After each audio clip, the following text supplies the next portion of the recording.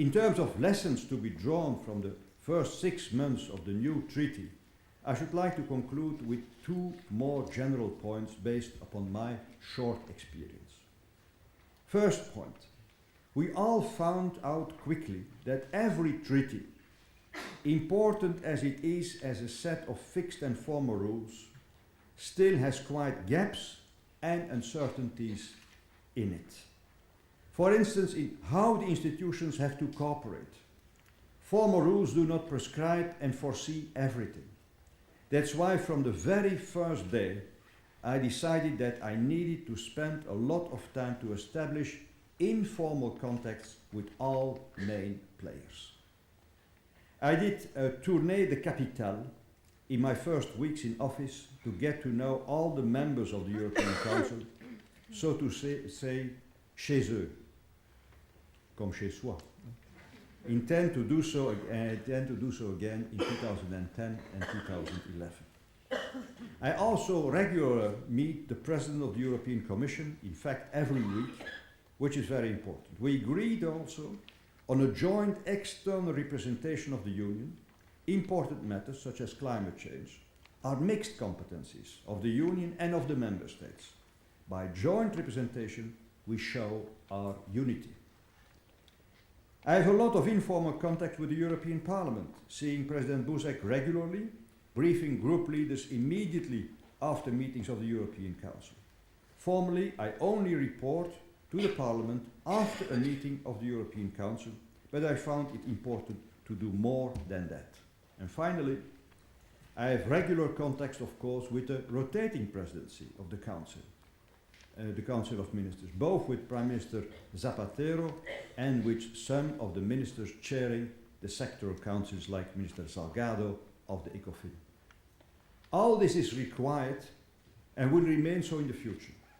This is required to put some oil in the machine.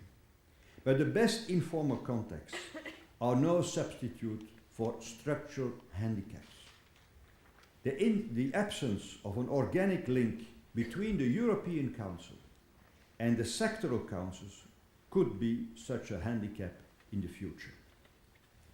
My second point is on the big issue of these first months of the Lisbon framework, the Greek crisis. I will not go into matters of economic policy here. However, there are definitely lessons to be drawn in terms of crisis management. The European Union needs to find ways and means to deal quicker and in a more coordinated and more efficient way with unforeseen situations such as this one. The Task Force on Economic Governance, which I chair, and in which most of the 27 Ministers of Finance, a member of the Commission, the President of the Central Bank, and of the Eurogroup are represented, will make formal proposals in this regard. In our first meeting, which was last Friday, all participants agreed this is necessary. I still hope we can do this within the framework of the Lisbon Treaty. Now that we finally have it, we should be cautious with it. Ladies and gentlemen, the Chinese leader, Zhou Enlai, former Prime Minister, was once asked about the historical significance of the French Revolution. He replied that it was far too early to say. That may also be true of our joint venture of European integration. But what we can say is that the Treaty of Lisbon increases its chances of success. The European movement, your movement, has of course followed these developments in detail and been at the forefront of explaining them to the wider public. This is indeed a vital function, as without a wider degree of public understanding and acceptance of the necessity and legitimacy of the European Union, our project will be in danger.